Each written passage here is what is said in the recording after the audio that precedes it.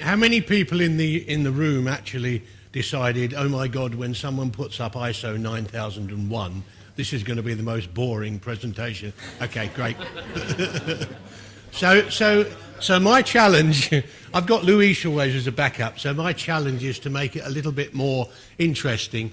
What I'm doing is really setting the scene, I hope, for what's going to follow from vendor presentations. So I'm going to be throwing out some ideas, things that I think we should be looking for, all of us, from a knowledge management perspective in the presentations that are about to follow. I need to tell you that more than 20 years ago, I was the president of Verity's user group. Now, Verity was the first real search engine, which ultimately got bought by Autonomy, and the rest, as you know, is history. Well, what happened with Verity, it was the first one that attempted to create a search engine with collections and topics, which was a way of grouping content. And I actually built the first intranet, really, in London in 1994 using Verity technology. I'm not a technologist, but I was using it as a corporate finance guy. So I've been looking at this for a long while, and there is always a frustration about whether search is working. We'll talk more about that in a minute. One of the biggest challenges, which has not gone away, is that we're trying to replace the old filing cabinet with virtual cabinets, if you like, to let people find things. One of the biggest things we're trying to do is to find out who knows what in an organization. And everything I'm showing here picture-wise probably relates back to the blogs that Anne has made on the Cable Link site. And if you think about it, the water cooler was traditionally where stories got exchanged, where things happened in organizations. So we moved a little bit from there into the informal place. And what we're trying to do with social tools, perhaps, is to put them into the context of the water cooler and make serendipity happen virtually. So over the next 15 minutes or so, I'm going to be talking about what I think the drivers are for knowledge management in Cable Link. I'm going to talk a little bit about ISO. I'm sitting on the BSI, the UK Standards Committee, that has just redrafted the first set of standards, which are going to be discussed in Berlin next month. So believe me, things are happening. ISO 9001 2015 was the first time knowledge management was mentioned in the standards, and now there is a separate standard being written, separate set of standards for knowledge management. And the final thing I want to do, and it's just a pointer, I guess, for the vendors, is to get them to think about some of the issues that they're going to be facing when they help Cable Link. Okay, I spend a lot of my life talking about stories, and talking, as Luis will tell you. And one of the big things I like to do is to draw metaphor and use narrative. So this is actually a true story, but I'm going to put it into the context of Cable Link. Now, Paul McBride is the R&D of innovation. And something happened to him a couple of weeks ago. He got a keyboard, a new keyboard, a wireless keyboard. The other one had broken. He didn't think much of it. It cost $20. And the day he actually got the keyboard, somebody from premises came up and they put a stamp on the keyboard, a little number, and they said, "You don't need to worry now, Paul. It's now logged on our system. We are now managing this as an asset." The same day, his company got the first ever patent from the US Patent Organization for their generator, a whole new idea they'd come up with. And guess what? That's not recorded anywhere. They spent $30,000 on that patent, but that's not maintained. That's not stored in the organization. So he suddenly realized we're actually managing our fixed assets, but we're not managing our knowledge assets, our intangible assets. And that's the same in most organizations I deal with. They think about the fixed assets, they don't think about managing the knowledge assets or even trying to value them. That's a half-day talk. But in essence, that's the thing I want to think about in the back of your mind. These are assets. you have as organisations. Okay, let me talk a bit about the drivers. Anybody who's followed Anne's blogs will know that she has a lot of issues. She's got some tricky projects. One of the organisations I'm working with built the largest combined cycle desalination project. And when it built it, there were 35 different companies involved in that. They needed to tap the knowledge of everybody who was involved and who could bring other experiences to bear. It's the same in cabling. We'll talk a bit about the Turkish factory in a minute, but it's the same issue. They had a fire, and they suddenly realised that quality was at the heart of it, because a lot of their quality assurance was not stored, recorded, was not shared. People weren't aware of what was happening. You've already heard from Anne. She was yes, Anna, sorry, Anne. Everybody in my life's called Anna. But you've already heard from Anna about the waste of time issue. That was a significant thing. She was going to have to redo something that she could and should have been able to find in her own system, and someone should have told her about. And something that is significant in most organisations, in a period of austerity, what happens? We downsize, we outsource. And what tends to happen, we have a saying in England, we throw the baby out with the bathwater. Okay, so the same problem. This is exactly what happens. So they had to bring back somebody who'd retired years ago to actually tell them how this worked.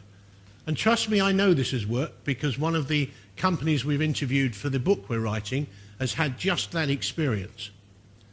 And increasingly, this idea of standards is beginning to percolate up.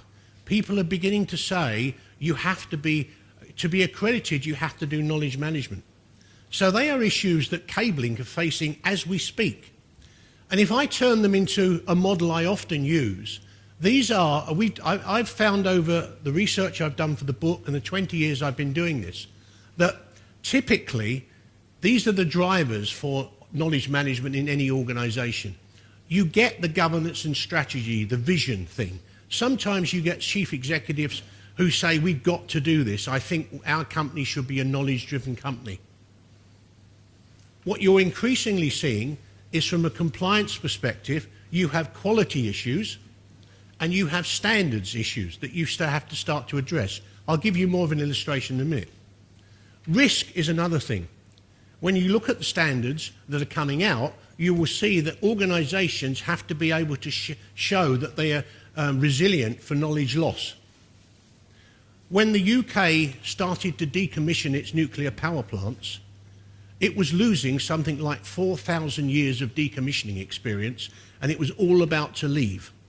And in the nuclear industry, if you imagine, that is the biggest significant risk for everybody.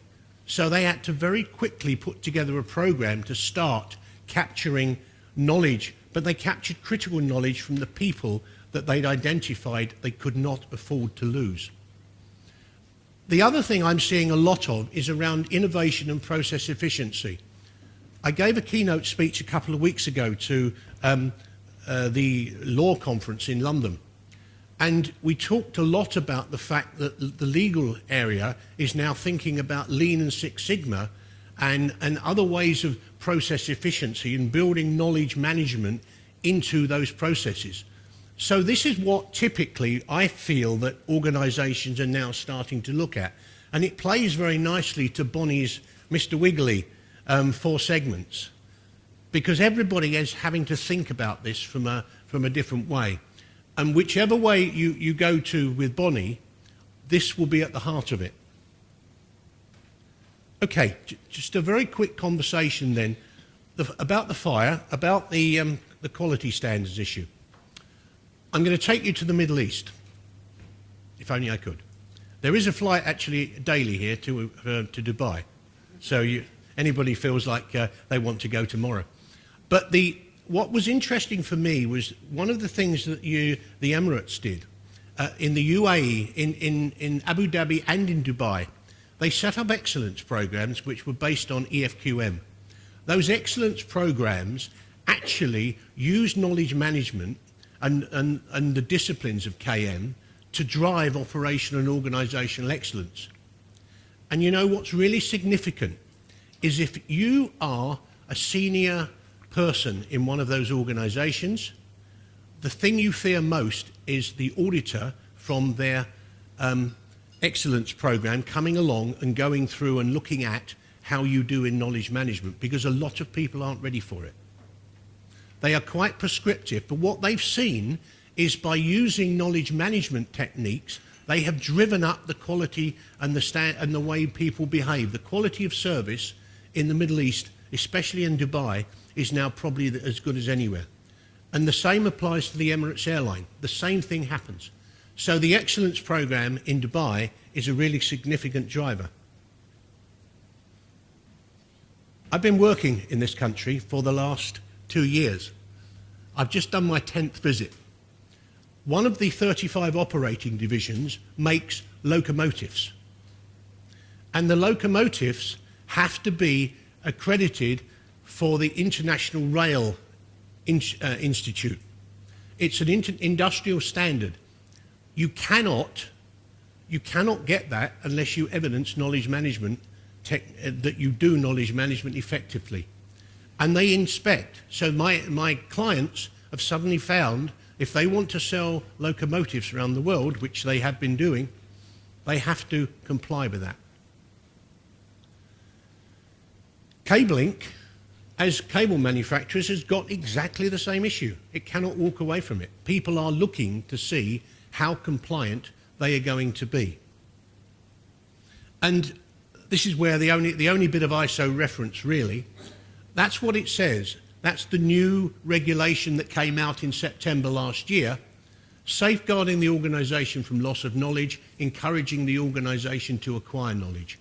So I'm going to be looking at the vendors over the 2 days to see the extent to which the capturing process and the retention process is inbuilt in, intuitive and easy.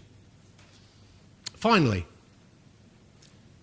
Anna's already mentioned about the factory in Turkey. Quite a few considerations that I think people should be looking for. When people talk about knowledge retention, I've already given you an example of Sellafield and the fact that they were downsizing and about to lose so many thousands of years of experience in decommissioning.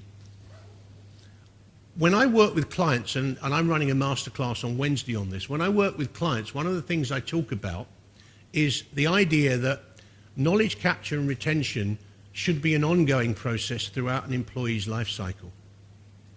I bet very few people in the room, and shoot me if I'm wrong, I bet very few people in the room would say they ask questions of a new employee like, what are you going to miss? What's the things that you will miss from your old employer when you start? People don't treat new employees as sources of knowledge, and I do remember I worked in the Caribbean and was working with a lawyer there who just joined the organisation. And she said, I spent 20 years training as a lawyer to come and be general counsel of this organisation. And the first thing I was told was, you need to forget everything you've already learned because this organisation is different. And that's a common problem in many organisations. So the onboarding process, as Eric and his friends call it in America, the onboarding process is critical. It's about thinking about what happens when someone comes in. How can you get them up to speed quickly? The second thing is, when someone relocates, how can you actually make sure that they go into an office? I did some work with one of the leading government organisations in the UK, designing a programme for them. And one of the senior people said on their first day, they were told they were going to relocate. They were going to have 4,000 people. And they turned up at their new office to look after these 4,000 people. And the first thing they were told was, if you want to know anything, ask the head of IT. So the problem is, even when people relocate, we don't think about that. What tends to happen is we have a panic at the end when someone's leaving, and we say, we've got to do an employee exit interview. And in Asia one time, the vice president had to fill in 29 pages of forms on his experience. Well, I can't imagine anybody would want to do that. He said he had 40 years of experience in helping Asia come together. And what was his biggest problem? What was the question they asked him? Have you returned the stapler? So, if you look at it like that, just think about employee retention as a complete process. I'm also going to be looking throughout the 2 days for how people are thinking about this. Many years ago, I remember Autonomy standing up in on a platform in 2000, I think it was 1999, saying that we were going to have automatic indexing on the fly. I think we're still waiting. And the point is, increasingly people are saying emergent, let's go emergent. We don't need to worry. We don't need the structure. We have enterprise search. It will find everything. But trust me, there is still a need for some form of tagging and some form of taxonomy so that people can make an understanding out of it. You know, it's a bit like Google. We don't read the third page of Google. So you really need to focus on that. What increasingly organisations that make knowledge management work do well is use skills works and communities of practice. So you need to support those. The digital workplace is a new phrase, which basically was, in my view, was the intranet as it used to be. That's in about its third iteration. But people aren't spending enough time, in my view, on knowledge bases and thinking about what is a really valuable resource for the organisation. And maybe it's on a vertical basis. Okay. The other comment I would really make, and this plays back to Samuel's comments about working in so many places, also picks up what Bonnie was saying about if the culture is such in an organisation that it completely is against any form of knowledge sharing, then actually you're wasting your time. And I know lots of knowledge managers. I know one who's just left a financial services institution after 2 years because she said, I'm just not getting anywhere. This is a true statement from a code of ethics. And organisations tend to publish value statements. They publish ethics statements. We believe the ethical confrontation with failure should be through awareness, consultation, giving the subordinate the opportunity to rectify and compensate for mistakes. Now, if you imagine you are running an after-action review or another knowledge management technique where you're trying to get people to do lessons learned, who in their right mind in that environment is going to say, oh yes, well I could have done that better. Okay, because here you are. And that is one of the challenges. So in different cultures, you have to think about different styles of working. Incidentally, we got round that by publishing a knowledge policy, which the board endorsed, which basically stipulated what was acceptable to share and what wasn't. Finally, anybody know about Messi's boots? Good. Okay, this is another cultural nuance, and it's just by way of illustrating how things can go very, very wrong. Everybody's heard of Lionel Messi. Notwithstanding the people who went on the coach trip yesterday and who believe that Ronaldo is the best player in the world, anybody who doesn't believe that believes he is. 2 weeks ago, he went on to Egyptian television. This lady is a member of parliament, but she's also a television presenter. He went on Egyptian television as part of a charity event. And the Egyptian television asked whoever comes on it to donate something which can then be auctioned for charity. Lionel Messi brought along a pair of football boots. Does everybody think that's a good idea? Messi's football boots are wonderful.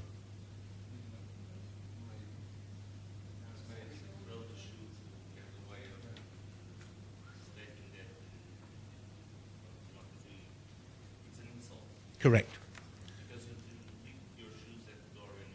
Exactly.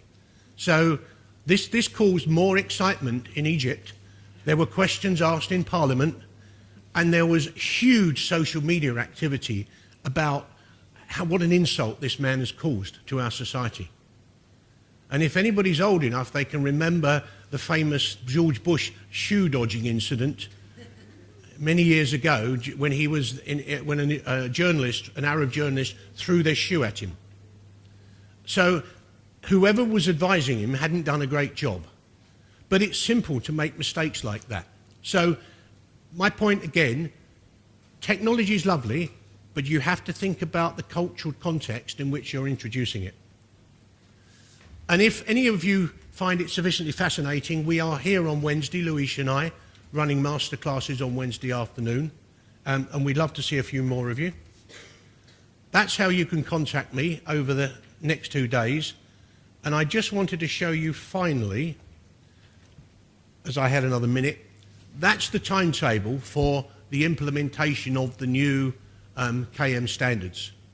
So if you work backwards, the latest it will be in place is 2018. The chances are it will be in place in 2017. So there are things happening. And what we've always believed is the minute you start mandating knowledge management, it gives it a bit more of a home. So I hope that's been interesting. And thank you for listening.